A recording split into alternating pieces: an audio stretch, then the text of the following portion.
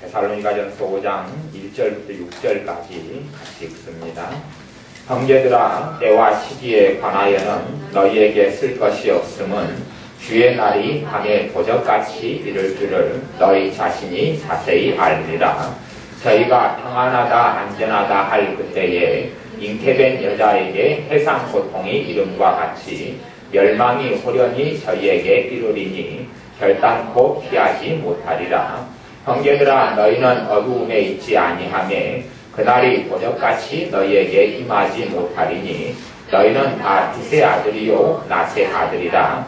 우리가 밤이나 어두움에 속하지 아니하나니 그러므로 우리는 다른 이들과 같이 자지 말고 오직 깨어 금신할지라. 아멘. 오늘의 말씀은 주님의 재림에 대한 말씀입니다. 주님의 재림은 사실은 두 가지 종류의 재림이 있습니다. 하나의 주님의 재림, 주님의 재림이라는 것은 주님께서 영으로는 우리와 함께 하시지만 몸은 하나님의 우편에 계시는데 그 주님이 다시 오시는 것, 다시 오시는 것을, 다시 오시는 걸 재림이다 그럽니다. 주님의 재림이 두 종류의 재림이 있는데 한 종류의 재림은 주님께서 어디에 오시냐 하면 공중에 오시는 공중재림이 있습니다. 또 하나는 지상에 오시는 지상재림이 있습니다. 그래서 공중재림과 지상재림이다 그럽니다. 공중재림이란 무엇이냐 하면 주님이 공중에 오시는데 공중에 오실 때에 주님을 사랑하는 사람들만 공중으로 불러 데려가시는 그런 재림이 있습니다. 그것을 다른 말로 하면 휴거라 그럽니다. 주님을 사랑하는 사람, 주님을 사랑하는 사람, 세마포를 입은 사람, 정결한 행위로 세마포를 입은 사람만 이 땅에서 데려가 버리시는 일이 있습니다. 그걸 휴거라 그럽니다. 그리고 성경으로는 7년 동안의 공중에서 주님을 사랑한 세마포를 입은 주님의 사람들과, 그래 신부들이라 그러는데 주님의 신부들과 주님과 혼인잔치를 7년 동안 공중에서 벌이게 된다 그렇게 말씀합니다. 그러면 그때에 이 땅에서는 무슨 일이 있냐 그러면 창세 이래로 존재하지 않았던 그러한 환란이 닥치는 때가 되는데 그것을 그냥 환란이다 안 그러고 대환란이라고 그럽니다. 대환란. 대환란 때는 무슨 일이 벌어지냐 하면 태양의 흑점의 활동이 지금 2030년 정도, 2020년 막 이렇게 보고가 되는데 흑점이 활동이 복잡하게 되면 사람이 태양에 노출만 되어버려도 타서 죽어버릴 것이라고 지금 과학자들이 이야기하고 있는데 그런 일이 이미 성경에 기록되어 있고 그래서 대환란 때에 사람이 태양에 타서 죽어버리는 것이 3분의 1 정도는 타서 죽어버리기도 하고 전쟁으로 죽고 하는 상상하지 못하는 대환란의 때가 이 땅에 닥쳐온다고 말씀하고 있습니다. 대환란이 이 땅에 닥쳐올 수밖에 없는 이유는 무슨 이유냐 하면 하나님은 공의의 하나님이시기 때문에 창세 이후로 이 땅의 사람들이 지었던 죄들을 이 땅에 갚으셔야 하기 때문에 그렇습니다. 사람들이 지은 죄가 누적돼 있어서 그것이 아예 완전히 하나님의 심판으로 이 땅에 살아있는 사람들이 당하는 그러한 시간이 성경적으로는 7년이다 그러고 7년 대환란의 시간을 보내게 됩니다. 그때 사람들은 예수님을 부인하게 되고 우리가 간혹 들었던 666표 그 표를 받는 사람은 다시는 예수님을 영접할 수도 없고 구원받을 수도 없고 예수 믿는 사람도 666이라는 표를 받으면 예수님을 부인하게 되어지고 그리고 배교자가 되어져서 영원한 지옥으로 갈 수밖에 없는 일이 벌어지는데 상상할 수 없는 일이 대환란의 때에 벌어지고 그때에 공중에서는 주님과 주님을 사랑했던 신부들이 잔치를 하게 됩니다.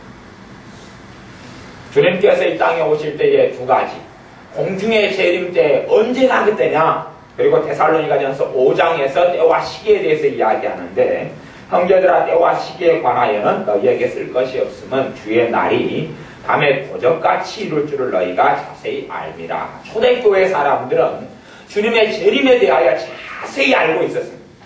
몇 년 전의 사람들이요? 2000년 전의 사람들. 지금 2000년 후가 되었고 주님은 곧 오실 거예요. 곧 오실 겁니다. 그런데 우리는 모르고 있습니다. 그들은 주님의 재림을 맞이하지 못하고 늙어 죽었거나 순교당해 죽었거나 병으로 죽고 주님께 갔습니다. 근데 우리는 이제는 다시 오실 주님을 만날 때가 다 되었는데 다 되었어요. 그래서 어떤 하나님의 사람들은 12시가 주님이 오시는 자정의 시간, 12시가 주님이 재림하시는 시간이다 그러면 지금이 11시 59분이다. 그렇게 하나님의 사람들이 하나님께 받아서 이야기하고 있어요. 지금이 11시 59분이고 주님은 12시에 오신다. 시간표로 이야기할 때에. 그런데 지금의 사람들은 정신을 차리고 있지 못하다. 그렇게 이야기하고 있습니다. 주님께서 이 땅에 다시 오시는데 곧 다시 오심. 제가 세계적인 현상은 말씀을 드렸습니다. 지금 우리가 옛날에 굉장히 따르고 싶었고 또한 부러웠던 나라들은 선진국들입니다. 선진국들은 유럽에가 포진되어 있는데 선진국은 거의 대부분 다 몰락입니다. 첫째는 영적으로 몰락해버렸고 두 번째는 경제적인 몰락에 심각한 지경 속에 처해 있고 도미노처럼 지금은 선진국들이 다 무너져가고 있습니다. 사실은 선진국이 무너질 수밖에 없는 뻔한 이유가 있습니다. 그 이유는 복지 때문에 그렇습니다. 복지 때문에. 제가 보는 관점 복지 때문에 그렇습니다. 들어오는 돈은 별로 없어요. 세금으로 거두는 돈은 별로 없는데 모든 돈을 복지로 쏟아붓습니다. 그리고 그 복지의 영향을 받아서 한국도 복지에 쏟아붓고 일본도 쏟아붓고 미국도 쏟아부어 왔습니다. 선진국이니까 쏟아부어 왔습니다. 그러나 걷던 세금은 얼마나 되느냐? 그에 비해서 얼마 되지 않습니다. 이것이 지금 수십 년 동안 누적되어 와서 이제는 우리 한국이든 일본이든 미국이든 아니면 유럽의 선진국들이든 어떤 나라든지 간에 나라의 경제 상황을 다시 이야기해 빚 문제를 돌이킬 수가 없게 되었습니다. 대부분의 유럽 나라와 미국, 일본 같은 나라들은 빚이 전체 걷어들이는 세금을 가령 세금을 걷어들인다면 100분위로 따질 때에 80% 이상의 돈을 이자 내는 데만 쓰고 있습니다. 아니 일경을 걷는다, 일경을 세금으로 걷는다 그러면 이자를 8,000조 이상을 이자를 낸단 말이에요. 그러면 나머지 돈으로 국가가 운영이 되느냐? 되지 않으니까 개수가 빚을 내고 있습니다. 그렇게 버티고 있는 나라들이 대부분의 나라들이에요. 우리나라의 경우도 세금을 걷어가지고 유지를 한단 말이죠. 세금을 걷어서 유지하는데 세금으로 걷어서 유지하는데 실제로 사용하는 돈은 걷는 돈보다 훨씬 많습니다. 훨씬 많기 때문에 1년, 2년 만에 빚이 얼마씩 증가하냐 그러면 우리나라가 100조 이상씩 증가하고 있습니다. 100조 이상씩. 서울을 1년을 꾸려나가는 서울의 세금이, 걷는 세금이 20조입니다. 20조. 우리나라가 아마 우리나라 경제 규모가 한 500조 정도가 세금 규모가 되지 않을까 싶어요. GDP 같은 게 한 1000조 정도 되지 않을까 싶고요. 그런데도 불구하고 전혀 답이 없습니다. 돈으로 걷어들이는 돈을 어떻게 지금 한국이 사용하냐 그러면 돌려막기 하고 카드 돌려막기를 하고 있어요. 그래서 이제 더 이상은 돈이 나올 구멍이 없어져 가고 있습니다. 그런 의미에서 어떤 분들에게는 국가에서 계속 연금공단에서 전화할 겁니다. 연금 넣으라고. 왜 그러냐 하면 그 돈이 돌려막기 하는 중요한 돈이거든. 근데 그 돈으로 돌려막기 하다가 돌려막기에 거의 다 끝나가고 있기 때문에 그 돈을 더 받을 수밖에 없는 지경. 왜 의료보험료가 이렇게 급격히 인상되냐 하면 그 돈도 돌려막기 하는 돈 중에 하나거든요. 유용하고 쓰는 돈인데 돈이 떨어져 가니까 그렇게 됩니다. 기름값을 잡는다고 국가에서 아무리 발표해도 기름값을 잡을 수 없는 이유는 기름값의 50%가 세금이기 때문에 그렇습니다. 여러분이 휘발유를 리터당 1,800원에 구입한다 그러면 1,800원 가운데 900원은 국가 세금으로 들어갑니다. 그런데 우리나라가 돈이 없기 때문에 국가 세금을 50% 하는 것을 40% 내리면 우리는 기름값이 많이 싸질 거예요. 그러나 40%만 내려도 국가가 손해보는 돈은 수십조입니다. 수십조. 그렇기 때문에 결코 내릴 수가 없습니다. 왜요? 이 나라는 돈이 말라가고 있기 때문에 그렇습니다. 실제로 이제 한 2년이나 3년 우리 경제가 좋게 유지가 된다고 했을 때 2년, 3년이면 가게는 우리나라 경제는 부도가 나버립니다. 부도가 지난번에 날려고 했다가 겨우 봉합을 했는데 이것은 그냥 단지 봉합에 불과하고 무너지는 것은 상식입니다. 상식. 미국은 올해 주들의 경제가 올해 정도는 거의 다 무너질 것이라고 이야기하고 있고, 어떤 미국의 50개 주 가운데 주들은 아예 심지어는 보통 경찰들이 차 기름을 주의를 못 받고 있어요. 왜냐하면 주들이 지급할 돈이 없기 때문에 또 의료비를 지급을 못하고 있습니다. 의료비, 약국이 의료보험을 내서 약을 이렇게 사면 주 정부에서 약값을 얼마를 보조해주고, 왜 의료보험을 냈습니까? 보조해주고 그 돈을 줘야 되는데 그 돈의 지급이 다 올스톱이 됐습니다. 왜냐하면 더 이상 줄 돈이 없으니까. 우리는 돌려막기라도 지금 할 수 있는 돈이 조금 있고 또 빌릴 수가 있어요. 계속 빌려오고 있어요. 빌려오고 있어서 밝혀진 적은 액수의 빚만 해서 467조 정도 됩니다. 진짜로 우리의 국가기관에서 운영하는 공공기업, 이런 한전부터 시작해 수도공사, 별지하철공사 다 하는 이런 것들의 빚까지 합치면 아마 800조가 넘을 거라고 이야기합니다. 그 돈이라는 것은 우리 경제가 전혀 감당할 수 없는 빚더미입니다. 빚더미. 드러난 빚만 467조. 답이 없는 것이죠. 그런데 씀씀이는 점점점 키워가고 있습니다. 일본 같은 경우가 지금 현재에 벌어들이는 세금의 2배 이상을 쓰고 있습니다. 일본도 파탄 직전입니다. 빚은 우리보다 상상할 수 없는 천문학적인 액수고, 예를 들어 1년에 1,000만 원을 번다 그러면 일본 정부가 세금으로 걷어들인다 그러면 일본은 지금 2,000만 원을 쓰고 있습니다. 그것 때문에 일본에 있는 국회의원들이 줄이자, 씀씀을 줄이자, 아무리 줄이려 해도 작년에 예산에서 줄이는 게 불가능해졌습니다. 도무지 줄일 수 없었다 그러면, 왜요? 복지 때문에 그렇습니다. 우리가 얼마나 쓸모없는 짓을 많이 하는지 모릅니다. 초등학교, 무수히 있는 학교 폐교로 만들고 아파트마다 초등학교를 지어줍니다. 초등학교 건축해줍니다. 공사해줍니다. 인테리어 수억을 들여서 인테리어 해줍니다. 천문학적인 돈이 들어가고 있는데 아무 의식이 없습니다. 왜냐하면 아무도 책임지려 하지 않기 때문에. 이 나라 경제가 파탄이 난다는 것은 아무 생각을 못합니다. 그냥 여러분이 겨우 버티고 살면 괜찮다고 생각해요. 아니요. 이 나라 경제가 부도가 나버리면 돈을 가지고 있거나 땅을 가지고 있어도 다 무용지물이 됩니다. 다 무용지물이 되고 경제적으로 심각한 일이 벌어집니다. 왜 그 이야기를 하냐면 지금 우리 한국의 문제만이 아니라 일본의, 미국의 문제만이 아니라 전 세계 문제를 이야기하고 있습니다. 그리고 사실은 전 세계의 이 경제 문제를 일어나게 하는 검은손이 존재합니다. 검은손이 존재. 그 검은손은 전 세계를 단일국가로 만들려고 그럽니다. 그것을 통해서 하나님은 전 세계를 심판하려고 합니다.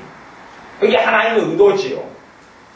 제가 오늘 성경의 말씀에는 5장 3절에 보면 주님이 언제 오시느냐 5장 3절에 저희가 평안하다 안전하다 할 그때에 잉태된 여자에게 해상 고통 이름과 같이 멸망이 호련히 저희에게 이르리니 결단코 피하지 못하리라. 주님의 재림은 하나의 재림, 지상 재림은 대환란이 끝난 다음에 옵니다. 대환란이 끝난 다음에. 대환란에 무슨 일이 벌어질지는 여러분이 조금은 설교를 통해서 들으신 적이 있을 겁니다.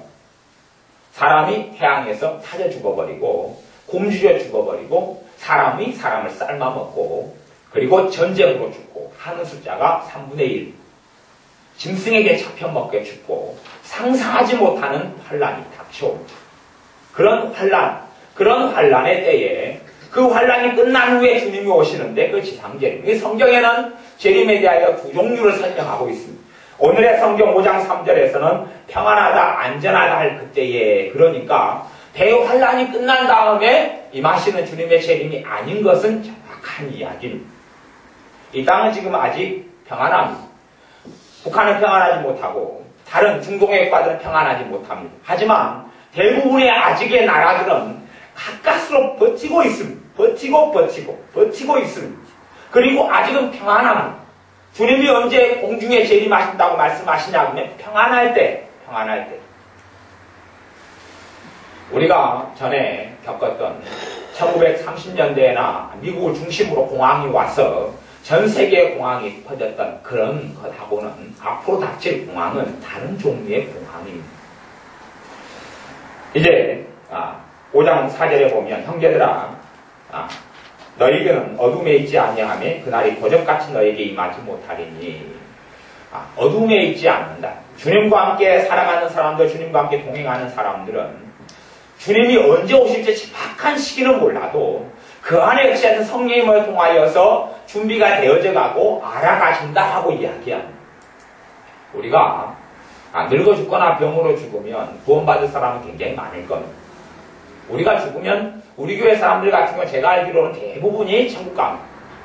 문제는 뭐냐 하면 아마도 여러분이 살아있을 때에 여호와를 맞이할 확률이 너무 높다는 겁니다. 그렇게 전 세계 하나님의 사람들이 이야기하고 있습니다. 여러분이 살아있을 동안에 그것도 얼마나 남았는지 저도 모르죠. 때와 시기는 하나님 외에는 아무도 모른다고 이야기했습니다. 모르죠. 하지만 성경에서는 그때가 되어져가는 징조와 일들에 대하여 명백하게 이야기하고 있습니다. 명백하게.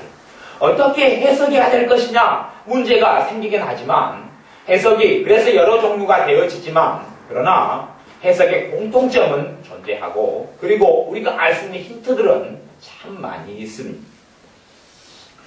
어떤 분이 제게 그런 질문을 했어요. 성경에 10처녀 이야기가 나오는데 10처녀 비유가 있어요. 10처녀가 다 신랑을 기다리고 있었어요. 10처녀는 10명의 구원받은 예수를 믿는 사람들이 주님을 기다리고 있었어요. 그런데 주님께서 오셨어요. 그때에 주님이 오셨을 때 10처녀 가운데 5처녀만 주님을 맞이했습니다. 나머지 5처녀는 중간에 기름이 부족해서 기름을 구하러 가버렸어요. 가버린 사이에 주님이 오시고 그리고 5처녀만 혼인잔치에 들어갑니다. 그 혼인잔치가 7년 공중에서 하는 혼인잔치를 이야기합니다. 그리고 나머지 5명의 처녀가 돌아왔는데 이미 문이 닫혀버렸습니다. 5명의 처녀가 두드립니다. 열어주소서, 열어주소서, 열어주소서.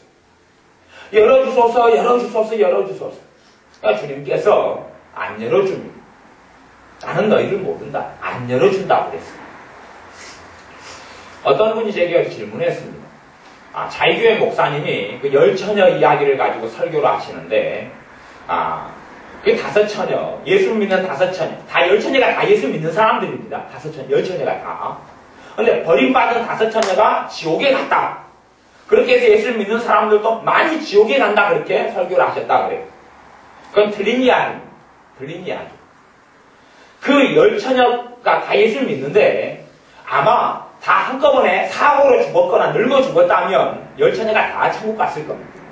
지금 5처녀가 버림받은 것은 지옥에 갔다는 이야기로 어떤 목사님은 설교하셨다 그러는데 그건 지옥에 간 이야기가 아니라 이 땅의 대우환란에 버려졌다는 이야기입니다. 다시 이야기하면 천국 갈 기회는 얼마든지 있는데 대우환란을 통과하고 인내로만이 자기 영혼을 구원할 수 있는 때가 돼버린다 그런 이야기입니다. 죽는다는 이야기가 아니고 지옥 간다는 이야기가 아니고 예수를 믿지만 그 믿음이 주님께 인정받지 못해서 이 땅의 대우환란을 하나님을 사랑하는 자녀는 하나님께서 대우환란을 겪게 안 하십니다. 다시 이야기하면 하나님을 사랑한다는 것은 뭐냐 하면 내가 하나님을 사랑하는 그 양면의 교리적인 사랑, 쌍방의 사랑을 제가 이야기하는 것이지 그냥 나는 주님을 별로 안 사랑하는데 주님은 나를 사랑하니까 공중으로 혼인잔치에 데려가서 이 땅의 환란을 안 당하게 한다 그런 이야기 결코 아니고 주님을 사랑한 준비된 사람만 세마포를 입은 사람만 세마포는 그들의 정결한 행위라 말씀하는 세마포를 입은 사람만 공중으로 데려갑니다. 여러분이 아셔야 될 것은 여러 가지 현상들입니다. 그 중에 하나가 주님의 재림이 가까웠다는 증거 중에 하나가 UFO 사건입니다. UFO 사건. UFO 사건이 중국에서도 지금 UFO 공중에 나타났어요. 근데 UFO 사건은 두 가지의 UFO 사건이 있어요. 하나는 지금 우리가 홀로그램이라고 해가지고 과학적인 굉장한 발달이 이루었습니다. 홀로그램을 이용해서 2차 대전을 벌인 적도 있습니다. 무슨 말이냐 하면 비행기를 홀로그램을 띄워버렸어요. 2차 대전에 연합권 측에서. 그러니까 독일군이 홀로그램을 봤어요. 그리고 비행기가 떠있네. 그리고 대공포로 막 쐈어요. 미사일을. 근데 터지지가 않는 거예요. 그리고 홀로그램 레이더에 안 잡혀요. 비행기인데. 그렇게 해서 홀로그램을 이용해서 전쟁 무기로 홀로그램을 사용합니다. 그리고 연합군이 큰 승리를 거두었던 일들이 있고 지금도 각 나라마다 전쟁 기밀로 홀로그램 기술을 개발하고 있습니다. 홀로그램. 쏴버리면 정확하게 똑같은 물체가 공중에 떠 있습니다. 지난번에 중국에 벌어졌던 UFO 사건도 중국 군사적인 이런 훈련 중에 하나였는데 UFO 모양의 홀로그램을 띄웠던 것이에요. 그래서 중국에서 관측된 사진을 자세히 보면 홀로그램의 빛이 공중으로 쫙 올라가고 있어요. 그걸 볼 수가 있어요. 조금 더 기술이 발달하면 전혀 홀로그램 빛이 올라가는 것도 보이지 않게 UFO가 뜰 거예요. 그것 하나가 있어요. 전 세계적으로 나타나는 UFO는 군사적인 홀로그램의 문제. 그래서 민간 업체에서 홀로그램 기술이 발달하니까 홀로그램으로 UFO 모양을 띄워요. 그런 것이 하나가 있고 두 번째 것은 사탄의 역사로 사탄은 기적을 행할 능력이 있다. 그러면 말세가 환란이 닥쳐올수록 미혹하기 위해서 할 수만 있는 대로 구원받은 사람들도 미혹하려고 말할 수 없는 기적과 이적을 사탄이 베푼다라고 성경에 나와 있고 하나님이 그걸 허락하신다고 나와 있고 사단의 역사로 UFO는 얼마든지 보이게 됩니다. UFO가 지금은 상상할 수 없이 많이 관측되고 보여집니다. 왜 UFO를 사단은 자꾸만 보여주느냐 하는 질문을 제기해야 돼요. 왜 사탄은 UFO를 자꾸만 민간 사람들에게 보통 사람들에게 보게 하느냐? 사단도 성경을 알기 때문에 성경에 능통하기 때문에 헤어지는 사실을 압니다. 역사가 어떻게 흘러가는 것을 압니다. 봐보세요. 주님이 준비된 사람들을 휴거로 데려가버려요. 그러면 그때 되면 성경이 진실이라는 증거가 드러날 수밖에 없습니다. 성경에 말씀하고 있는 게 이루어졌기 때문에 우리 교회 사람들 가운데 일부가 사라져버릴 테니까 두 사람이 밭을 달고 있다가 하나는 데려감을 당하고 하나는 버려둠을 당할 것이다. 두 사람이 맷돌질을 하다가 하나는 데려가버리고 하나는 버려둠을 당할 것이다. 두 사람이 잠을 자다가 한 사람은 데려가버리고 한 사람은 버려둠을 당할 것이다. 휴거지, 휴거. 그러면 그때에 UFO를 가지고 휴거를 설명해버릴 거예요. 많은 사람들에게. 외계인이 와서 데려가버려. 외계인이 와서 사람을 데려가버려. 그렇게 하면 사람들이 납득이 되죠. 사라진 얼마나 사라질지는 모르겠습니다. 수만이 사라질지 수십만이 사라질지는 모르겠습니다. 하지만 사라진 사람들에 대해서 UFO 사건이라고 덮어버릴 수 있죠. 그렇게 덮어버려야 주님께 안 돌아오고 주님을 부정하기 때문에 그리고 그 환란 속에서 주님을 저주하고 666편을 받고 지옥으로 떨어져 가기 때문에 그래서 UFO 사건이 지금은 계속 일어나고 있다는 것을 여러분이 상식적으로 꼭 아셔야 됩니다. 그 외에도 여러 가지 현상들과 일들이 있습니다. 그러면 이제 요한계시록을 한번 찾아보겠습니다. 성경 요한계시록 6장의 말씀입니다. 요한계시록 6장의 말씀. 성경 제일 마지막 성경 요한계시록 6장 1절부터 11절까지 말씀을 제가 읽어가면서 간략하게 설명하겠습니다. 요한계시록 6장의 말씀은 말세 때에 되어지는, 다시 이야기하면 7년 대환란을 포함해가지고 지금의 시대 때, 이게 종말의 때부터 시작해서 주님의 재림 때까지의 사건을 6장에서 전체를 하나로 이야기해놨어요. 전체 구조도를 그려놨어요. 설계도 같은 것이에요. 그런 다음에 이제 요한계시록 뒤에 7인을 떼고 7 나팔을 불고, 지금 7인을 떼는 장면인데 요 안에가 7 나팔도 들어가 있고 막 여러 가지 것들이 7 대접도 들어가 있고 여러 가지 것이 이 안에가 들어가 있어요. 이게 전체 구조도예요. 전체 구조도.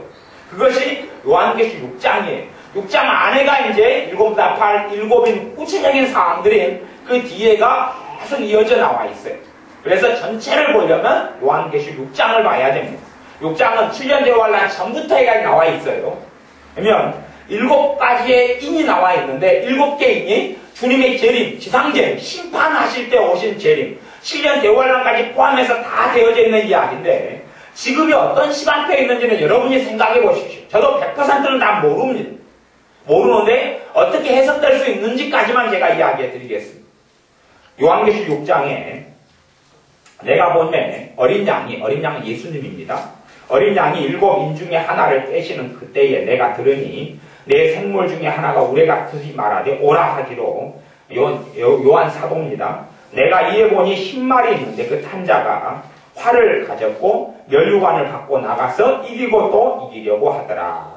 10마리 탄자가 활을 가졌고 이기고 또 이기려고 하더라. 10마리, 첫 번째 인을 뗐는데 10마리 나타났다고 이야기해요. 10마리 도대체 무엇이냐 하는 것이죠. 이에 대한 해석은 하나님의 사람들에게 일반적으로 공통적인 크게 차이가 없는데 10말은 평화의 시대의 도래를 이야기합니다. 평화의 시대의 도래. 그래서 10말을 뭘로 인정하냐 그러면 전에 미국과 소련의 냉전시대가 있었죠. 냉전시대. 냉전시대의 종식으로 10말의 인이 깨졌다라고 이야기합니다. 지금은 중국과 미국이 다투고 싸우고 있지만 그러나 이것은 전 세계 글로벌 시대 모든 나라들의 연합 속에서 이루어지는 경쟁이지 그래 전쟁을 벌이고 핵무기를 쏘는 전쟁은 아니거든요. 평화의 시대가 갑작스럽게 도래해버렸어요. 소련이 무너져버리고 소비에트 연방공화국이 무너져버리고 러시아로 다시 바뀌고 그리고 냉전시대 항상 전쟁을 긴장해야 되고 남북 간에 언제 전쟁이 벌어질지 모르니 긴장이 한순간에 갑자기 사라져버렸잖아요. 여러분이 그런 시대를 보내오셨잖아요. 한순간에 상상할 수 없이 냉전이 종식되어버렸어요. 10말 평화의 시대가 되어버렸어요. 경제적인 무한경쟁 시대 IMF 무역을 문을 열고 내 걸 네 것으로 보내고 네 걸 내 것으로 받아들이고 하는 시대 지금이 10말의 시대가 진짜 되어져 버렸다는 것을 알 수 있습니다. 그래서 첫 번째 인은 떼어졌구나. 첫 번째 인은 떼어져서 평화의 시대가 계속 도래했구나. 그리고 평화의 이름으로 싸우고 또 싸우고 그랬죠. 누가요? 지금의 전 세계의 중심은 누굽니까? 미국이죠. 이제 미국이 물러가고 러시아의 시대가 올런지 중국의 시대가 올런지는 모르겠습니다. 그 두 개지. 지금 숨겨진 사자가 러시아냐 누구냐. 그래서 다니엘 같은 경우는 남방왕과 북방왕을 이야기하면서 심각한 대우환란의 시대에 대해서 다니엘서가 이야기하고 있습니다. 남방왕과 북방왕의 전쟁도 이야기합니다. 남방왕과 북방왕이 누구일 것이냐? 남방왕은 미국이고 북방왕이 중국일 것이냐 러시아일 것이냐. 대부분의 사람들은 러시아라고 이야기하는데 그것까지 저는 모르겠습니다. 그렇게 성경에는 장래의 말세지 말에 벌어질 일들에 대하여 자세하게 기록되어 있습니다. 물론 일어나지 않은 일이기 때문에 또 상징과 비유를 많이 사용하기 때문에 정확한 해석은 어렵습니다. 대부분의 해석, 대강의 해석은 여러분이 할 수 있어야 합니다. 그래서 첫 번째 인은 이미 떼어졌다. 그 다음에 3절에 둘째 인을 뗐는데 둘째 인을 떼실 때에 내가 들으니 둘째 생물이 말하되 오라 하더니 이에 붉은 다른 말이 나오더라. 그 탄자가 허락을 받아 땅에서 화평을 제하여 버리며 서로 죽이게 하고 또 큰 칼을 받았더라. 붉은 말이 나온다. 붉은 말은 전쟁의 시대를 이야기합니다. 전쟁의 시대. 그래서 대부분 둘째 인은 뭘로 보기도 하냐 그러면 둘째 인이 9.11 테러 사태를 기점으로 해서 둘째 인이 떼졌지 않느냐 하는 견해도 있습니다. 왜냐하면 그때 이후로 이 미국이 이라크를 공격하고 공습하고 테러를 잡으려고 계속된 전쟁이 벌어지고 있기 때문에 그렇습니다.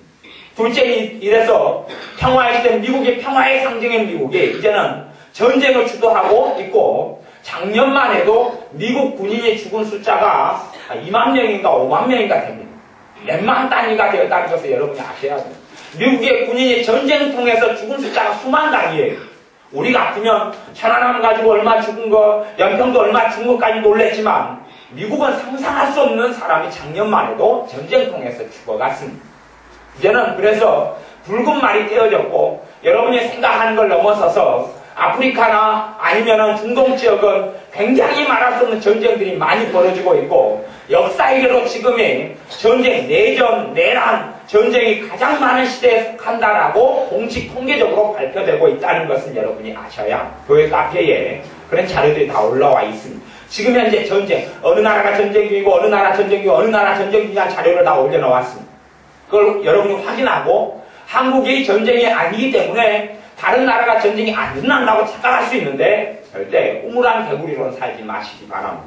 그래서 둘째 인이 떼어졌다는 것에 대부분 동의합니다. 그 다음에 이제 셋째 인이 무엇이냐? 5절.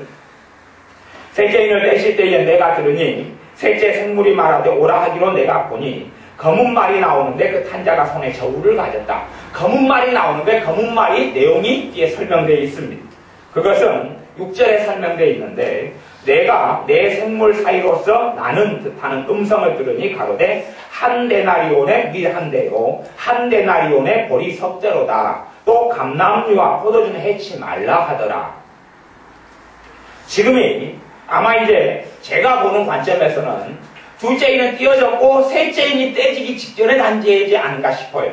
둘째인은 떼어졌고 셋째인이 떼지기 직전의 단계가 아닌가 싶은데 셋째인은 뭐냐 그러면 한 데나리온의 밀 한 대다. 무슨 말이냐 하면 한 데나리온은 여러분이 하루 벌 수 있는 돈을 한 데나리온이라 그럽니다. 성인 남자가 하루 막노동을 해가지고 벌 수 있는 돈을 한 데나리온이다 그럽니다. 요즘에 인력자에 가면 얼마를 줍니까? 7만원 줍니까? 8만원 줍니까? 그러죠. 하여튼 7만원, 8만원, 6만원, 여자분은 뭐 5만원 골고루 5만원부터 10만원 사이 왔다 갔다 하고 쳐요. 그러면 7만원이라고 쳐요. 그러면 7만원을 벌어가지고 7만원으로 살 수 있는 것이 기껏해야 밀 한 대밖에 못 산다 그 말이에요. 좀 더 보리로는 좀 더 많이 사는데 보리는 석 대를 살 수 있다 그렇게 이야기해요. 다시 이야기하면 경제적인 불황을 이야기해요. 경제적인 공황을 이야기해요.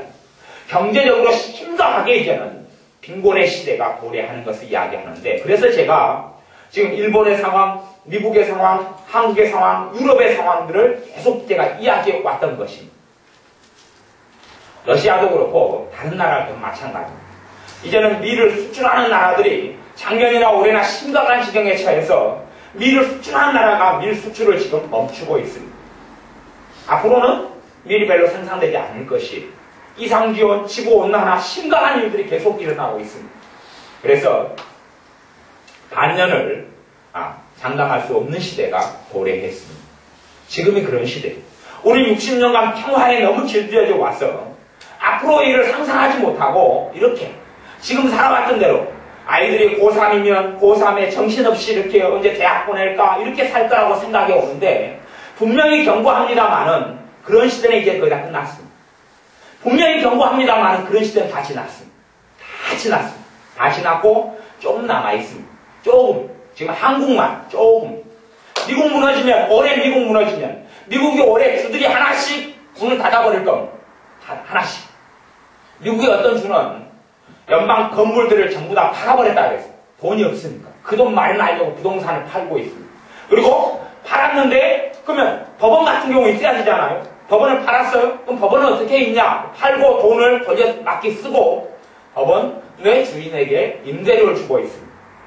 법률가들은 법률사무소를 법원, 이 주정부에 속해있는 이 법률 사무소를 운영하는 사람들은 유지할 돈이 없어서 왜 주정부가 돈을 안 주니까 쫓겨나고 있고 문 닫고 있다. 경찰들 기름을 못 여니까 그리고 차들 또 이번에 어떤 곳은 수백 대 이상 이번에 팔아칠 것이라고 이야기되고 있고 그리고 연금은 다 줄 수 없다고 올스톱 됐습니다. 연금은 불가능하다. 왜 줄 수 있는 돈이 없으니까. 미국에서 치과 치료 하나 받으려면 미국에는 보험료가 굉장히 의료보험료가 비쌉니다. 기본적으로 싸봐야 50만 원이 넘어갑니다. 싸봐야. 그래서 미국에 영주권을 가진 사람, 한국 사람이 영주권을 땄어요. 치과 치료 받으려면 미국은 못 받습니다. 받을 수가 없어요. 왜? 돈이 아무리 의료보험 들어가도 돈이 이제 너무 비싸고 천문학적 돈이기도 하고 잘 해주지도 않고 하니까 비행기 타고 한국에 나와서 치료하고 들어갑니다. 그렇게 변해버렸어요.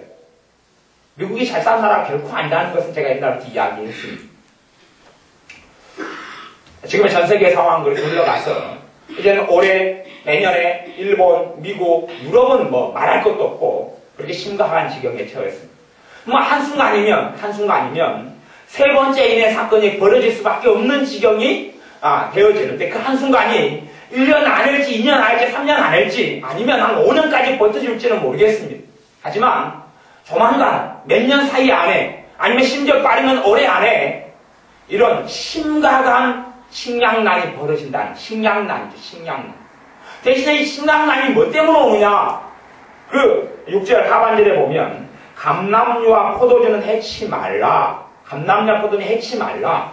식량난이 오는데 두 가지로 해석할 수 있습니다. 하나는 지금의 경제난이 오면 그것은 불황 때문에 오는 것이 이런 세계적인 경제적 공황인데 미국도 불황이 아니고요. 일본도 불황이 아니고요. 유럽도 불황이 아닙니다. 불황이라는 것은 만드는 생산 물자도 없고 소비도 없고 하는 아무것도 없는 거지 빈털터리가 불황의 상황인데 우리도 수출 잘하고 있고 돈 잘 벌고 있고 미국도 서로 경제 연합회가 잘하고 있어요. 근데 불황하다는 이야기는 감남냐 포도주 이런 감남냐 포도주는 전 세계의 생산물 또한 소비물 이러한 것들의 상징입니다. 식량의 상징이에요. 식량이 적어서 불황이 오는 것도 아니고 생산물이 없어서 불황이 오는 것도 아니고 석유가 없어서 불황이 오는 것도 아니고 자동차가 없어서 불황이 오는 것도 아니고 이것은 다 돌아가는데 이것 때문이 아니다. 미국도 그렇게 주지사들이 이야기했습니다. 우리가 불황 때문에 이 경제가 무너지는 게 아니다. 수십 년 동안 방만한 경영을 해와서 국가 경영, 주 경영, 우리나라도 나라의 경영을 잘못해와서 이게 누적돼가지고 그렇다는 이야기. 돈을 100원만 벌면 100원만 써야 되는데 100원만 벌면 100원만 써야 되는데 수십 년 동안에 100원만 버는데 120원, 150원, 170원, 200원 써오고 있다는 이야기. 더 이상 그 돈을 줄 수가 없습니다. 기초생활수급자들이 주는 돈을 줄 돈이 사실 나라가 없습니다. 하지만 주고 있죠. 그리고 그것을 안 줄 수 있습니까? 없습니까? 안 줄 수 없어요.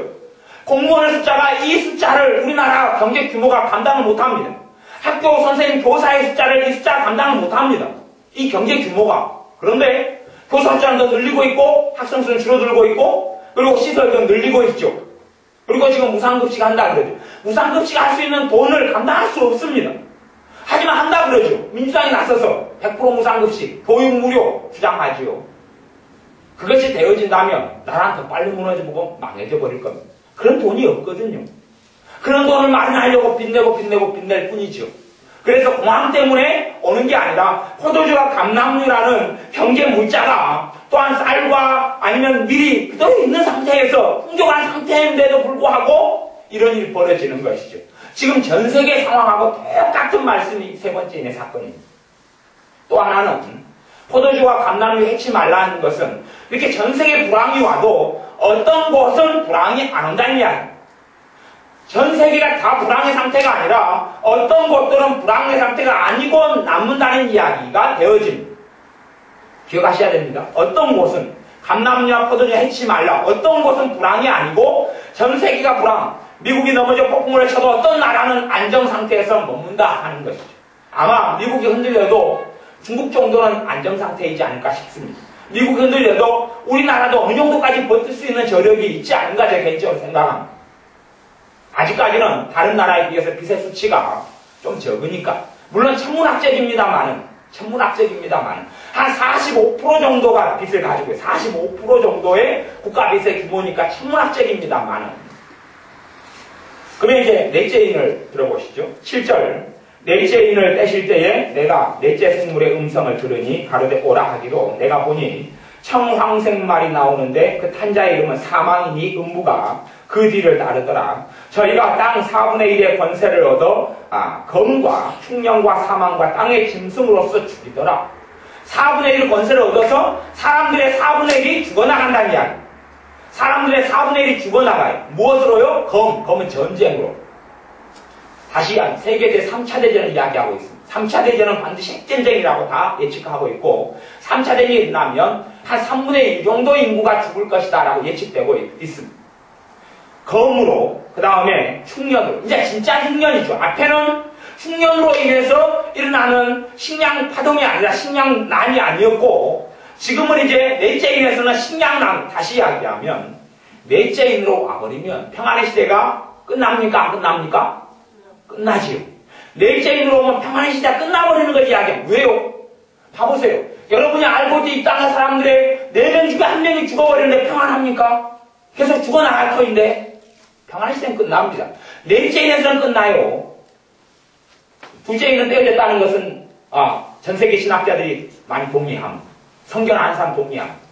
셋째 인은 아직 안 떼어졌다. 떼기 직전이라는 상황이죠. 셋째 인 떼지고 주님이 언제 하나님의 준비된 신부들을 공중으로 데려가버리는 휴거가 일어날 것이냐 하면 넷째 인 전에 4명 중에 1명이 죽기 넷째 인 전에 봐보세요. 첫째 인, 둘째 인 사이가 멀지 않습니다. 첫째 인이 최근에 있었다는 이야기. 최근에 있었어요. 최근이란 말은 몇십 년 전에 이야기하는 것이에요. 냉전이 몇십 년 전에 끝났지요. 그 다음에 둘째 인의 시대는 9.11 테러 멀지 않았죠. 그 전에 일어났죠. 몇 년 전에 일어났죠. 그 다음에 셋째 인 떼지고 경제적으로 몇 년간 그래서 주님이 재림하실 때 되면 모르죠. 10년 안이 되기는 쉽다. 심지어는 5년 안이 될 수도 있다. 심지어는 3년 안이 될 수도 있다라고 이야기가 나온단 말이죠. 여러분이 그것을 아셔야 돼. 아, 둘째 인까지는 떼어졌구나. 셋째 인이 지금 다가오고 있구나. 셋째 인. 감람냐 포도주 경제적인 불황으로 식량이 부족해서 생겨나는 식량 문제가 아니라 절박한 문제가 아니라 경제는 흥황한데 생기는 것이 셋째 인이구나. 그 넷째 인이 3차 대전이구나. 그러면 지금이 지금 셋째 인 직전인데 주님은 평안의 시대에 주님의 사람들 데려가 버리고 왜요? 이 땅에 대우하려는 이 땅을 심판하는 하나님의 일이기 때문에 하나님이 심판하는데 진짜 하나님을 사랑하고 하나님을 인정하는 사람은 그 심판을 면할 수밖에 없으니까 심판을 면해요. 면하기 때문에 준비된 사람들은 주님이 데려가 버리십니다. 준비 안 된 사람들만 남겨두죠. 10처녀 가운데 5처녀 남겨두죠. 2명이 잠자리에 넣었다가 1명이 남겨지죠. 물론 대환란의 때에 그들이 주님을 부인하지 않으면 구원받습니다. 예수 믿는 사람이니까. 하지만 대환란의 때에 10명의 믿는 신자가 예수님을 부인 안 하고 버텨봐야 많이 버텨야 1명도 안 된다는 이야기. 극심한 대환란 속에서 주님을 부인하지 않고 버티는 사람이야 10명, 수명 중에 1명이 채 안 될 것이라는 것이 일반적인 이야기입니다. 그러면 우리는 이 땅의 대환란 때에 남겨지지 않아야 한다는 이야기죠. 남겨지지 않아야 해요. 주님의 기쁨이 내게 있고 믿음이 준비되어 가야 됩니다. 사실은 휴거가 오늘 저녁에 일어나면 제가 장담합니다. 저 휴거 안 됩니다. 저도 같이 남겨질 겁니다. 그러니 전문용어로 이야기하면 쪽팔리죠. 그러지 않습니까? 누구는 여러분 가운데 아마 1명, 2명, 몇 명은 사라졌겠지. 나는 남겨졌겠죠. 맨날 그걸 이야기했는데. 맨날은 아니지 몇 번 이야기했는데. 몇 번 휴거를 이야기했는데. 남겨지죠. 그럼 도대체 우리는 주님을 기다리고 사모하지만 진짜 사모하면 아내가 없어요. 하나님의 사람들, 초대교회 사람들 주님의 재림만 바라고 그걸 마음에 두고 살았는데 우리는 그걸 마음에 두지 않아요. 주님의 사람들은 일제시대 같은 경우는 하늘 구름만 떠도 주님이 다시 오시는가 하고 고대하고 사모하고 하늘 쳐다보고 있었는데 우리는 그런 건 고사하고 주님의 재림? 그런 거 신경도 안 써요. 옛날에 90년 이장님파가 있어서 이단이 있어서 재림 이야기에서 나라를 뒤집어버려서 지금은 아예 말씀에 있는 재림을 빼버린 시대가 되어버렸어. 주님의 재림 없다. 아니면 1000년 만년 뒤에나 있겠다. 수백 년 뒤에나 있겠다. 생각해버리죠. 하지만 지금이 결코 그때가 아닙니다. 그때가 아니라 믿음을 준비해야 될 때입니다. 이제 문제가 그거예요. 어떻게 준비할 수 있느냐 하는 것이 제가 지금 주님이 오늘 저녁에 오시면 저는 휴가 안 된다고 그랬어요. 주님의 준비된 신부들을 불러버리면 저는 그런 자신이 없다고 그랬어요. 도대체 그러면 내 영혼이 어떻게 깨어날 것이냐? 10처녀 가운데 기름 준비한 5처녀가 어떻게 될 것이냐? 기름 준비한 5처녀는 다시 한 기름은 성령님이고 성령 충만한 사람. 조영기 목사님 해석은 그런 부분에 제가 거의 동의합니다. 10처녀 가운데 주님이 데려간 처녀 5처녀는 성령 충만한 처녀다. 성령 충만한 사람만 들림받고 휴거된다. 나머지는 남겨지고 버려진다. 이 땅에서 버려진다. 그리고 끝까지 이제 인내로 자기 영혼을 얻을 때가 도래하는데 그때가 환란의 때다. 어떻게 성령 충만해질 것이냐 하는 것이죠. 그것은 하나님. 그래서 오후에 설교가 그 말씀을 주제를 정했는데 빨래 삶기 그렇게 빨래 삶기. 삶지 않으면 안 됩니다. 삶지 않으면 안 돼요.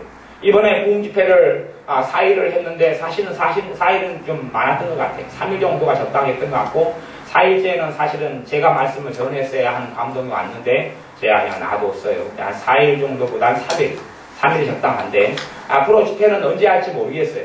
근데 왜 이 부흥집회를 주님이 하라 그러고 준비하냐 그러면 사람이 단지 기도에 잠깐 나오고 한번 주일날 나와가지고는 믿음이 절대 준비가 안 됩니다. 그건 알아요. 제가 알고 또한 여러분이 알아요. 은혜의 자리 속에 사람을 집어넣고 삶지 않으면 깨지지 않아요. 삶지 않으면 깨지지 않아요. 말씀으로 계속, 기도로 계속, 찬양으로 계속, 회개로 계속 삶지 않으면 은혜를 받지를 못해요. 은혜를 받지를 못해요. 그래서 처음 된 자가 나중되고 나중된 자가 처음 되는 것입니다. 어떤 사람은 먼저 믿었는데 은혜를 다 까먹고 있다가 이제는 믿음에서 떨어져 버리고, 아니 믿음이 안 떨어져도 겨우겨우 믿음은 유지하고 있고, 나중에 믿은 사람은 뜨거운 열정과 주님 사랑함으로 충만한 사람, 은혜가 가득한 사람이 돼서 주님이 부르시면 오게 되지요. 주님이 이 땅에 공중에 재림하실 때 되면 나팔을 분다 그럽니다. 나팔을 불어요. 그런데 주님의 준비된 신부들만, 주님의 사람들만 나팔 소리를 들어요. 듣는 순간에 변화돼서 올라가 버려요. 사라져버려요. 순간 이동처럼 사라져버려요. 없어져 버려요. 우리가 깨어나려면 삶을 수밖에 없습니다. 깨어나려면 삶을 수밖에 없어요. 잠깐 한번 기도하고, 아니면 잠깐 말씀 보고, 잠깐 해가지고 되지 않고, 그 은혜의 자리에, 그래서 집회를 하는 것이 하루에 2차례 하고, 기도하고 하는 것이 그렇습니다. 계속하여 말씀 듣고, 말씀 듣고, 말씀 듣고. 여러분 집회를 많이 계속하여 참석하신 분도 있었습니다. 그러면 사실은 영적 상태가 좀 틀려졌다는 걸 어떻게 아실 수 있냐 하면, 첫날에 집회를 참석하고 앉았어요. 피곤하고 졸음이 오고 잠이 와요. 언제 끝날까 지루해요. 근데도 앉아있어요. 앉아있어요. 은혜를 못 받아요. 그냥 앉아있어요. 다음날 돼서 또 앉아있어요. 지루해, 피곤해. 근데 어제보다는 강도가 약해요. 어제보다는 지루함이 덜해요. 다시 이야기하면 쌀맞에 가고 있다는 이야기죠. 다음에 3번째 시간이 됐어요. 앉아있는데 이제 평안해요. 기도하는데 은혜가 오기 시작해요. 그렇게 돼야지 된다는 이야기예요. 그렇게 되고 다음날 4번째 시간이 오고 3일이 되면 또 틀려요, 상태가. 옛날에 하나님의 놀라운 부흥의 시대 때는 사실은 집회가 이렇게 3일 있거나 4일 있을 때가 아니었어요.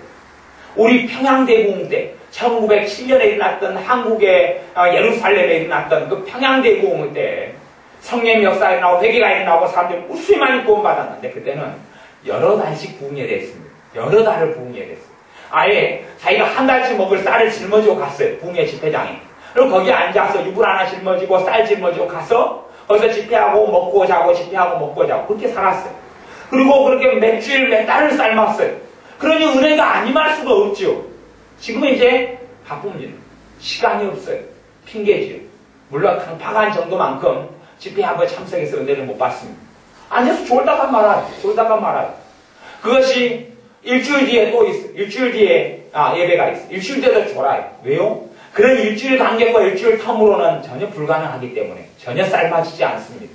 영혼에 아무 변화가 없습니다. 일주일 전에도 앉아서 졸고 있다가 일주일 후에도 졸고 있다가 다음 주에도 졸고 있다가 그 다음 주에 졸고 있다가 그리고 버림을 당합니다. 그리고 버려진 5 처녀가 됩니다. 우리 영혼을 삶으려면 계속 그래서 집중적으로 투자해야 됩니다. 집중적으로 시간을 보내야 됩니다.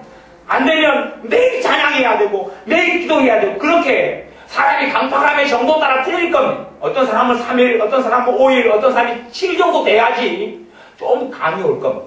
어떤 사람은 열일이 돼야지 그럴 겁니다. 유감스럽게도 지금 집회는 잘해야 이제 3일밖에 못 할 겁니다. 3일의 결판을 못 보면 집회를 뭐 일주일 하고 2주 한다고 그래도 여러분이 참석을 안 할 거예요. 그렇게 하고 그렇게 할 만한 영적인 에너지도 없고 이봉교사님의 4일 집회하고 좀 감기 몸살만이 아니라 사실은 사탄의 공격을 받은 겁니다. 공격을 받아요. 왜냐하면 기도받는 사람들에게 사탄의 역사가 강하니까 지금 누군가는 대가를 치러야 되거든요. 그러니까 아파가지고 어제 막 죽어나갔지요. 오늘도 지금 정상이 아닙니다. 그러니까 아마 500 기도살주에서는 못할 거예요. 근데 정상이야. 왜? 누군가에게 역사는 죄로 역사는 마귀 역사와 정면 충돌하고 부딪혀야 하기 때문에 어떤 집회는 사역자나 설교자가 아무 이상이 없습니다. 왜냐하면 진짜 영적인 것을 다루지 않거든요. 진짜 마귀하고 전쟁하지 않고 충돌하지 않거든요. 그냥 아무 문제 없어요. 설교 한 번 하고 빨리빨리 사라지죠. 하지만 죄를 다루고 마귀 역사를 다루고 충돌하고 부딪히면 사역자는 고통스럽고 부딪히고 힘들고 그걸 이겨내고 누군가는 피를 흘려야 되고 누군가는 땀을 흘려야 되기 때문에 그렇습니다. 그걸 통해서 영혼들이 깨어나고 살아나게 됩니다. 그렇게 삶아지지 않으면 절대 깨어나지 않습니다. 깨어나질 않아요. 깨어나질 않아요. 저희 영혼도 마찬가지입니다. 그러려면 저도 어떤 집회 자리에 가서 뜨거운 집회 자리에 말씀이 정확히 선포되는 그 집회 자리에 앉아서 또 기도하고 또 기도하고 기도하다가 졸더라도 또 벌써 기도하다가 그래야 될 겁니다. 제가 그래서 몇 번 간증을 했습니다. 제가 전에 한 3년간 주님을 떠나 있던 적이 있었습니다. 내 영혼은 너무 강팍하게 되어졌어요. 내 삶은 너무나 강팍하게 되어졌어요. 이제는 예배드리기도 싫습니다. 전도사 때인데 예배드리기도 싫어요. 그래서 예배드리고도 안 나갔습니다. 주일날. 너무 강팍하게 되어졌어요. 도대체 내 영혼 상태가 너무 악해졌고 너무 강팍하게 되어졌고 이 안에 주님이 안 계셔요. 주님이 안 계셔요. 찬양하기 싫죠? 기도가 안 돼요. 기도가 주여 이렇게 나와야 되는데 주여 그거 안 돼버려요. 기도가. 아 성령의 역사가 없구나 이제. 이게 어떻게 해야 되느냐? 그래서 제가 했던 특단의 조치가 하나님으로부터 왔던 감동 중에 하나가 무조건 앉아서 졸더라도 무조건 앉아서 기도하자. 할 수 있는 건 방언기도 하나니까 우리말 기도도 이제 생각이 안 나요. 머리가 멍해져서 무슨 기도해야 될지는 몰라요. 기도해야 될 가닥이 잡히질 않는 것이 뭘 기도해? 뭘 구해? 대신 방언사 하나 있으니까 앉아서 방언만 하자. 그리고 무릎 꿇기가 싫어요. 그렇게 다리가 은혜가 와야지 무릎 꿇고 30분 1시간을 기도하는 것이지 안 그런 사람은 안 됩니다. 양발로 편하게 앉았어요. 양발 편하게. 그리고 앉아서 기도를 했어요. 기도하니까 한 1분 기도하니까 꼬꾸라져요. 잠이 와요. 잠이 와요. 그렇게 있었어요. 그래도 버티고 있었어요. 1시간, 2시간 밥 먹고 밥 먹어야 됐어요. 점심 먹었어요. 또 앉아서 꼬꾸라지고 계속 응얼응얼 하면서 그걸 2주일이 했습니다. 2주일. 앉아서 밥만 먹고 예배당에 앉아서 기도가 안 되는데 무조건 2주일이 했어요. 2주일 딱 하니까 영적으로 딱 한 껍질이 벗겨지고 마귀역사 떠나가고 영적으로 깨어났어요. 그래서 2주일 걸렸어요. 그것도 100%가 아니라 옛날에 봤던 은혜 절반도 회복을 못했는데 그래도 신앙생활 할 만큼은 기도할 만큼은 예배드릴 만큼은 주님의 은혜가 임할 만큼 정도까지는 은혜를 받았어요. 2주일 걸렸어요. 제가 영혼을 삶는데 2주일 걸렸어요. 그것도 밥만 먹고 기도만 하는데 밥만 먹고 기도만 했어요. 영혼을 삶는 것이 영적으로 깨어나서 이 더러워진 이 빨래 같은 온갖 더러움에 찌든 이 빨래 같은 걸 삶아지는 게 결코 쉽지 않습니다. 한번 쓱 나와서 하나님 은혜 받기 원해요? 은혜 줄 줄 압니까? 그렇게 되지 않습니다. 왜요? 하나님이 안 주고 싶은 게 아니라 내 죄와 내 강팍함 때문에 그렇습니다. 죄 지을 때 하나님이 죄 지으라서 죄 지었습니까? 내가 선택해서 내 발로 지어놓고 하나님께 해달라고 책임을 물어야 되지 않습니다. 그래서 하나님께서는 갈라디아서 6장 말씀에 너희가 무엇으로 심든지 그대로 거두리라 그러면 덜 강팍한 사람은 은혜 받으려고 한 며칠을 버티면 될 겁니다. 덜 강팍한 사람. 많이 강팍해. 다시 이야기하면 많이 세상에 빠져있고 많이 죄 가운데 있는 사람 며칠 가지고는 안 될 겁니다. 그래 사람이 그 시간을 내지 않는 것이죠. 너무 바쁘니까 먹고 살기 바쁠수록 시간을 낼 수 없는 겁니다. 그리고 준비되지 못하는 것이죠. 주님의 다시 오심에 준비되지 못해. 내 영혼이 준비되지 못해. 그래서 교회가 붕괴를 한 것이 사실은 한 사람이라도 일단 3분의 1이라도 좀 깨어나도록 여러분이 다 말고 여러분의 신앙 가운데 3분의 1이라도 회복을 하도록 그런 이야기입니다. 회복을 하도록. 한 10%라도 회복하면 일단은 버틸 수 있잖아요. 그 은혜를 10%라도 관리하고 있으면 다음에 집회하면 또 10%또 받을 수 있고. 주님의 말씀은 가진 자는 더 가지게 되고 없는 자에 있는 것도 빼앗기리라. 은혜를 받은 사람은 그 다음 은혜를 받기가 쉬워요. 은혜가 없는 사람은 주일날 예배드려도 아무 은혜 못 받습니다. 하나님의 은혜가 없는 사람이 여러분 예배드려도 아무것도 못 받고 끝납니다. 하지만 은혜가 있는 사람은 예배 때에도 이제는 10% 행복했다가 15%를 받습니다. 20%를 받습니다. 마음이 뜨거워집니다. 평안해집니다. 행복해집니다. 믿는 것 같습니다. 찬양하면 눈물이 흐릅니다. 은혜가 오기 시작하니까 있는 자는 더 가지게 됩니다. 그게 하나님의 공입니다. 하나님의 공임. 심은 대로 거두는 것이죠. 내가 세상 가운데 죄 가운데 많이 있었으면 절대 삶아지지 않습니다. 여러분이 전에 제도 연탄으로 떼고 살 때에 연탄 위에 빨랫감을 놓고 이 양철 스탱이나 양철에다가 이 빨랫감을 집어넣고 세수대야 같은 데에다가 빨랫감 넣고 그 다음에 보글보글 끓였잖아요. 계속 끓였잖아요. 한참 끓이다가 빨래 태워먹은 사람이 굉장히 많습니다. 그러죠? 저도 여러 번 태워먹고 증거인멸하니라고 땅 파고 묻고 그랬습니다. 그리고 속옷 빨래는 제가 너무 오랫동안 잘 안 빠니까 혼자 몰래 빨았는데 안 빠지니까 하다가 태워먹어서 증거인멸하고 그래서 속옷 팬티가 사라져가고 없는 것이 다 태워가지고 땅속에 묻어버렸습니다. 그렇게 빨고 삶고 삶아야지만이 영혼이 깨어나. 그래서 집회를 하는 것이 그래 집회하는 거예요. 따로 하는 게 아니에요. 여러분의 영혼이 졸더라도 그 자리에 버티고 있어야 돼요. 안 되면 교회에서 먹고 자고 지내버려야 합니다. 지내버려야 돼. 가능하다면. 또 그런 시간적 은혜를 달라고 기도해야 됩니다. 그런 시간을 달라고. 왜요? 지금은 정말 다급하고 긴급한 때가 되었습니다. 정말 긴급한 시대가 도래했습니다. 너무나 긴급한 시대가. 나중에 경제적인 공황이 닥쳐올 텐데 뭘로 준비할까요? 답 없습니다. 믿음 준비하는 것 말고는 답이 없습니다. 도대체 무슨 답이 있단 말입니까? 무슨 답이 있어요? 경제적인 문제가 경제 공황이 닥쳐오면 돈이 휴지가 됩니다. 휴지가 돼요. 러시아가 모든 돈을 모스크바에 갖다 놓고 불태워버렸듯이 오늘 비료 한 장이 70원이었다가 내일 되니까 100만원이 돼버렸어요. 100만원이. 상상됐어요? 쌀 한 대가 오늘 5,000원이었는데 내일 되니까 5,000원이 70만원이 됐다니까요. 러시아가 그걸 몇 년 동안 버텨왔고 지금도 그것보다는 조금 나아졌지만 지금도 그런 시대입니다. 러시아가. 소련이 무너지고 러시아로 가고 러시아의 혁명이 일어나고 러시아를 개혁하고 일어나면서 러시아가 얼마나 지금도 비참한지 모릅니다. 이전에 이제 회복기에 놓였죠. 회복기에 놓였어요. 우리가 따로 준비할 게 없습니다. 첫째는 주님의 재림을 준비하기 위해 내 신앙을 준비하고 내 신앙을 믿음을 영적으로 내가 삶아야 돼. 은혜의 자리에 계속 있어야 돼. 근데 요즘은 환경적으로 어렵습니다. 어려워요. 어떻게 할지 모르겠어요. 어려워요. 교회가 그래서 저녁마다 기도회를 하는 이유가 그렇습니다. 물론 요즘에 애들이랑 등산 다니고 하면서 기도를 좀 쉬고 새벽기도 좀 쉬고 집회하느라고 쉬고 그러지만 여러분이 스스로 교회가 도와주는 것도 한계가 있습니다.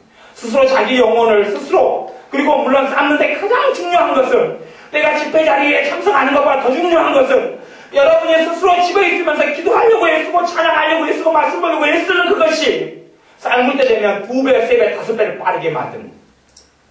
언제 집회가 또 우리 교회에서 예정할지는 모르겠습니다. 그러나 여러분이 은혜 받기 위해서 기도로 평상시에 준비하는 사람은 상황이 틀립니다. 집회가 되면 평상시에 사모하고 준비하는 사람은 딴 사람이 5일 삶을 하루만 될 수 있고 또한 5일짜리를 20번을 삶아야 된다 그러면 5일 만에 끝내버릴 수가 있습니다. 기도로 준비 안 된 사람은 집회 참석에서도 별거 없습니다. 별거 없었을 겁니다. 기도로 준비한 사람은 사모한 사람은 결과가 틀렸을 겁니다. 전에 서울 어떤 교회에서 집회했을 때 그 교회가 당시에 청년회가 한 40명 됐는데 지금은 작년에 집회한 후에 목사님이 원체 수고하시고 청년들이 밤마다 9시에 모여서 서울에서 기도회를 하는데 지금은 청년이 90명으로 늘었다고 합니다. 이게 우리 교회보다 훨씬 빠르죠. 청년만 40명에서 그때 다른 교회 청년까지 다 불러가지고 한 60명까지 참석하고 일반 집사님 참석하시고 그랬는데 청년만 40명에 지금 90명이 늘었어요. 몇 달 만에. 근데 그 청년회가 전화이공교사 와서 집회했을 때에 굉장히 은혜를 많이 주셨어요. 이유는 하나였어요. 그 청년들은 그 집회를 위하여 그렇게 모여서 기도했어요. 만나보니까 믿음도 정말로 별로 없고 상처도 너무 많고 기본적으로 너무 준비도 안 됐는데 그걸 사모해서 그래도 뜨겁게 기도하고 집회를 위해서 기도하고 준비하니 하나님의 은혜의 꽃꽃을 부어주신 것이 그리고 삶이 달라지고 인생이 달라져 갑니다. 우리도 그렇게 돼야 한다는 이야기. 기도로 준비하고 내가 스스로 홀로 예배하고 기도하고 찬양하고 예배하고 기도하고 찬양하고 사실은 저는 지금의 전도는 별로 중요한 시대가 아니다. 저는 그렇게 보면 솔직한 이야기로 전도가 중요한 시대가 아니에요. 여러분의 믿음이 깨어나는 게 중요한 시대. 깨어나는 게 중요한 시대.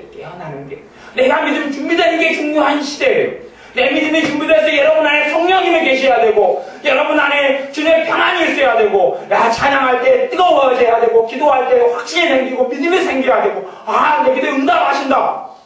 예배할 때 마음이 뜨겁고 긴장되고 희열되고 성령이 역사한 사람은 진짜 은혜가 있는 사람은 주일날 되면 집에 있는데 예배당에 예배 들어가는 게 기다려져요. 주님 오시면 그 사람들 다 데려가 버립니다. 이해됐어요?